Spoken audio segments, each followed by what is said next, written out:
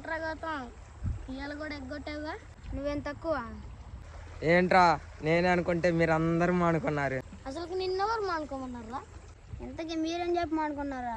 నువ్వేం చెప్పావరా సార్కి? రాసి రాసి చైన్ పడుతుందని మానుకున్నారా? అరే వరుణ్ నువ్వేం చెప్పావురా? బ్యాగ్ మోసి మోసి నడుములు నొప్పుడుతున్నాయి అని చెప్పిన. అరే బడికి పోతే బ్యాగులు మీద బత్తాలు మొత్తవా? ఏంది అట్ట చెప్పినా నువ్వు?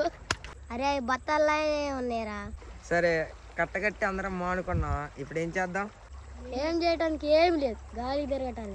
గాలితో పాటు నేలతో కూడా తిరుగుదాం. అంటే ఈత కొడదామా? ఈత కొడదామా? నాకేత రాదయ్యా. నాకు మాత్రం వచ్చాయింది, దిగితే అదే వచ్చింది. సరే మనల్లో ఎవరికి ఈతకి రాదు.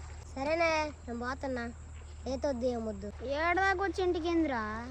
అరే ఇట్టా స్కూల్ ఎగ్గొట్టి కాలాల మీద తిరుగుతారా మీరు?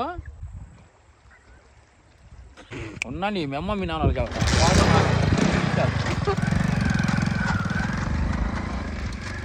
అరే వద్దురా ఈత వద్దు ఏమొద్దు, ఇంటికి పోం. అరే వద్దులేరా వెళ్ళిపోదాం. ఏడదాకా వచ్చి ఇంటికి ఏందిరా?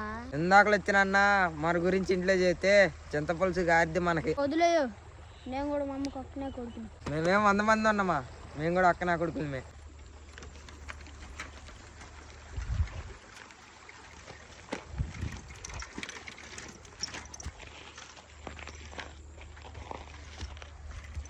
హాయ్ ఫ్రెండ్స్, సరదా సరదాకి ఏదైనా బాగుంటుంది. నీటితో చలగాటం కాదు, మన ప్రాణాలనే తీస్తుంది. దయచేసి పెద్దలు చెప్పినట్టు వినండి. ఇలాంటి పనులు చేయకుండా స్కూల్కి వెళ్ళి చదువుకోండి.